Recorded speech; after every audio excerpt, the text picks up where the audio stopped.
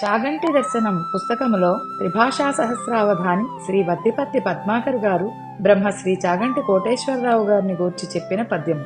ధారాశుద్ధ ఉదారతా సురభిలః శయ్యాసు లక్ష్మీధరః మాధుర్యోదయసార ఉజ్వలరససద్వృత్త సంశోభితః సాధుః శాశ్వతకీర్తిరాజ్యచరితః సద్ధారణాసారసః జియాత్ సద్గుణపద్మపూరితసరః Chaganti కోటేశ్వరః.